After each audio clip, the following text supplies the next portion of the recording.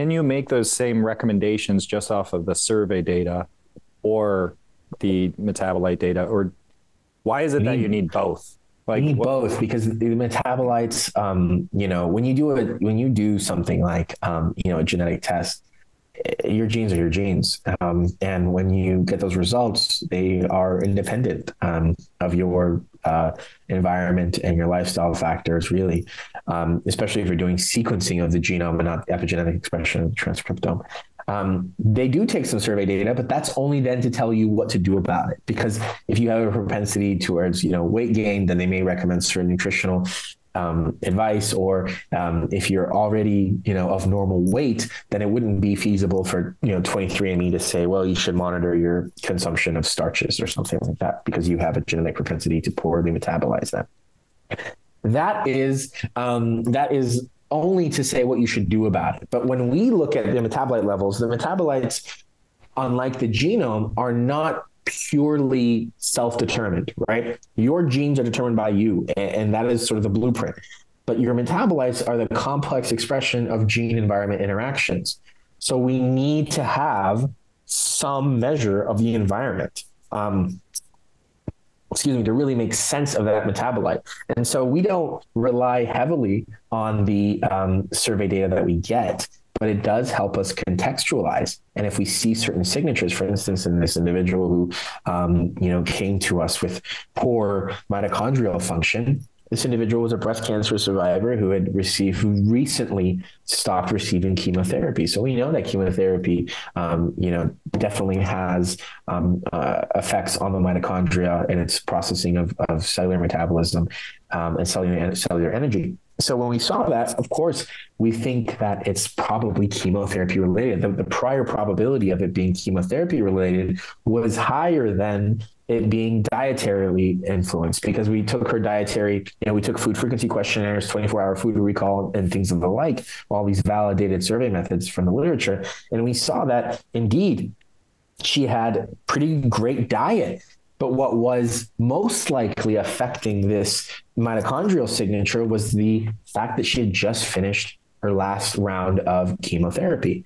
And so the prior probabilities, which you calculated, this is a Bayesian approach, is higher that it is due to the chemotherapy than it is the diet, which was fine. And so then we would want to target for her mitochondrial interventions that are designed to ameliorate the toxic effects of chemotherapy rather than ameliorate mitochondrial effects that may be due to inadequacies in the diet, because there were none that we could see, right? She did exercise. She did have good scores on her depression index. She wasn't overstressed at work. We didn't detect things that were related to cortisol metabolism that could also affect the mitochondria. It was more than likely that it was the chemotherapy. And so there are specific things that we could include into her intervention that speak more to chemotherapy effects on mitochondria than dietary effects or otherwise. Can you get the same result with, like, say, a really good intake that's like 3 hours long?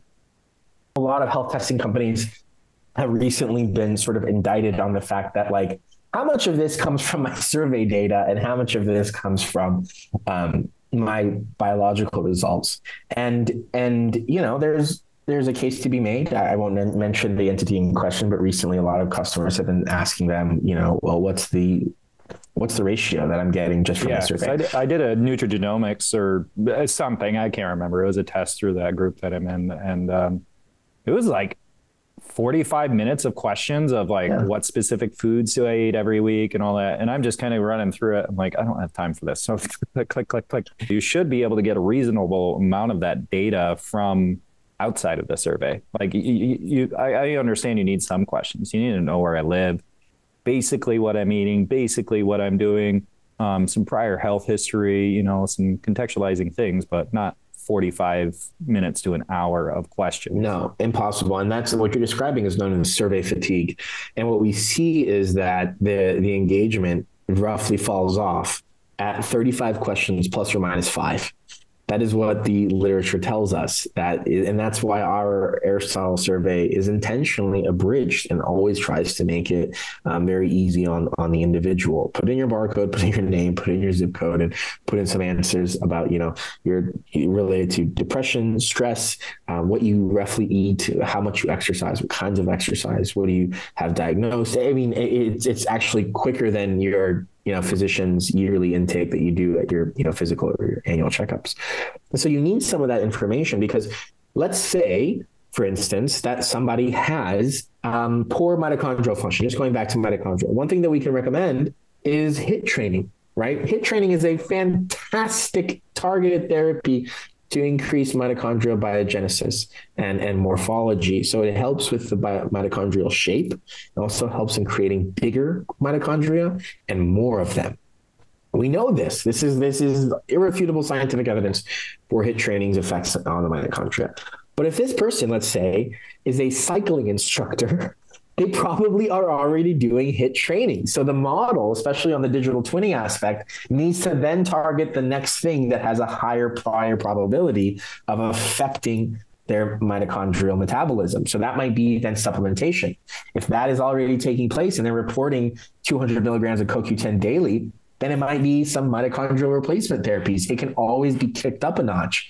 We always want to make sure that the fundamentals on which we build, diet, activity levels, social networks, mental health, these are all in place before we scaffold on that foundation and truly build a health architecture that is specific to that individual. We don't want to be redundant. If they're taking CoQ10, we don't want to tell them to take CoQ10. If they are if we see, a signature that's related to, poor nutrition, we may still act on that.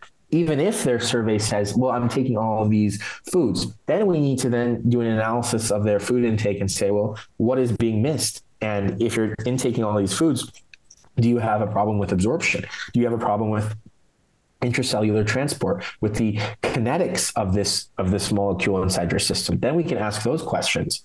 But if we see a poor health score that's concomitant with a very poor index on their food intake on their survey side, then we know that, okay, you need to fix your diet. But if there's a poor nutritional index score accompanied with excellent nutrition intake as self-reported, then the question is, okay, there's an issue with absorption. There's an issue with transport, intracellular kinetics. And then we can... And it gets into deeper layers than what you could possibly do through a questionnaire intake. Like we were talking before about vitamin D3 and how that is taken into the system, metabolized and actually created, right? And there can be a breakdown in that chain that you wouldn't necessarily understand through just a typical questionnaire. Absolutely. And our questions are a little bit different.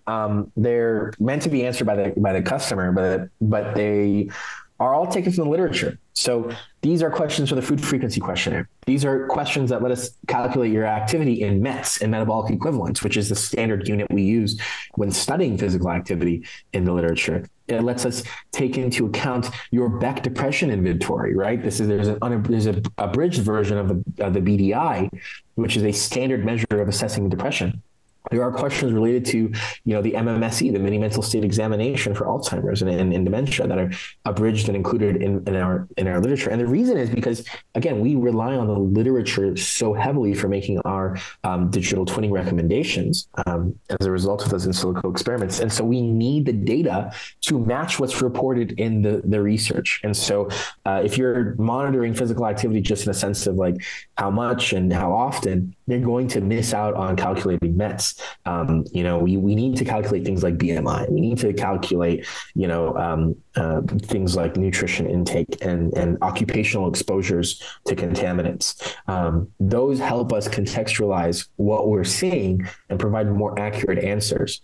To say that, we rely on them, though, any more than 5%, is untrue. I would say about 5% of our analyses are really contextualized and contingent upon those responses and are helped guide those. We collect, like I said, 30 questionnaire items roughly, but we collect 126 different metabolites. And so we And a lot of those are just like, are you male, female? Are you pregnant or not? Yeah. Like, Yeah. So for instance, when we calculate reproductive health, it's one domain that has different metabolites for male and female. Obviously, right? There's metabolites that are related to spermatogenesis that aren't necessary, that you can't use to calculate female health. There are female metabolites that are related to ovulation and receptiveness to childbearing that aren't applicable to men. So those are sort of how we use our survey data into even calculating basic scores like reproductive health. There was kind of an indictment against some of these companies. So you guys are using, as the scientists, looking at this data and getting an understanding of what's going to have an impact on somebody's health and where they're currently at,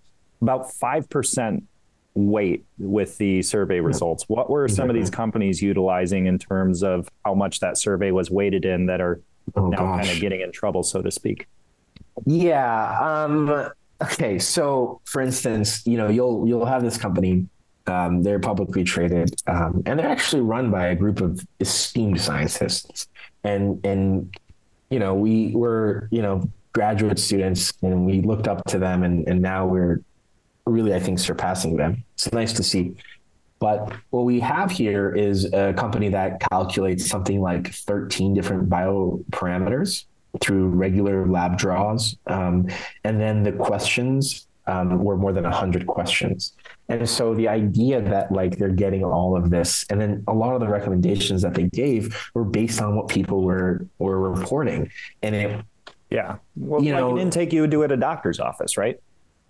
Even way more extensive. I think ours is like a regular annual checkup. Have you had, what are you diagnosed with? What are you currently taking? What are you supplementing? What do you usually eat? We have some things that are, I guess, a little bit more holistic than your doctor's office.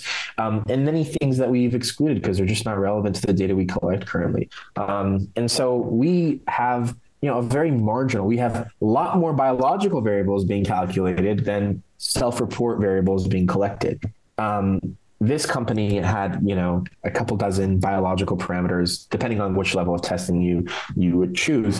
They had a couple dozen biological parameters being collected, but 117 plus questions that they were collecting data on. And so those, of us who are, experts in data analysis can easily tell that when you have a data structure, when you have a data matrix, that most of it is self-report data, then how are you calculating this? Like, what is the proportion? Because just by your data collection efforts, you've signaled that it's mostly probably what people are reporting. And there are many, many studies that have done just food frequency questionnaires to ascertain a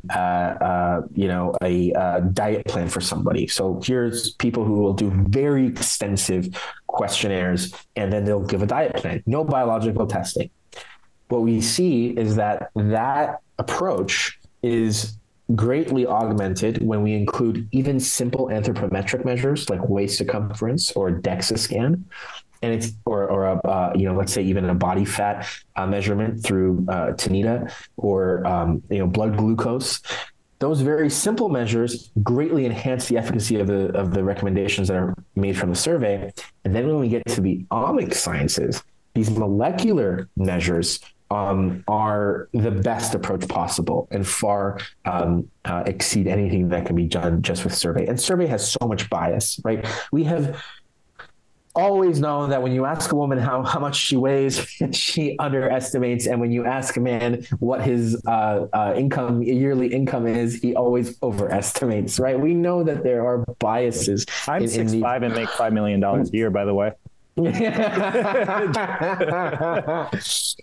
And I have a six pack and I make 10 million. So, it's this propensity toward bias, and self-report data is, flawed. That's why we don't rely on it heavily. We do trust that when we ask people what their zip code is, they won't say 90210. If they live next to a Superfund site, that they'll put in the right zip code, and we'll be able to see that. We'll be able to look at any proximity to Superfund sites. We'll be able to look at air quality and things of the like.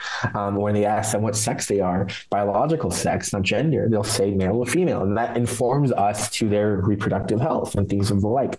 So we try to ask questions that are very much straightforward and minimize bias. These are validated. So there's internal validity, criterion validity, external validity has been established. Bias has been assessed and diminished as much as possible, right? You can do things that are known as Bland-Altman plots, where you can assess bias between a stated value and the real value. So look at people's like incomes and how much do they report, and how much do they actually make, if we can verify it.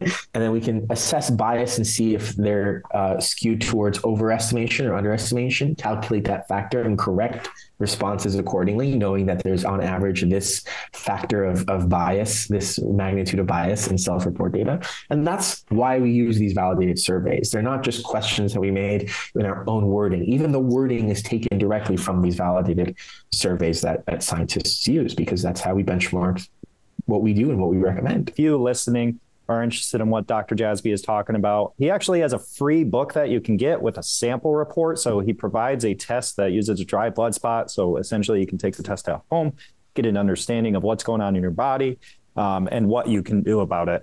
But you can get that sample report that outlines exactly what this test or report might look like for you.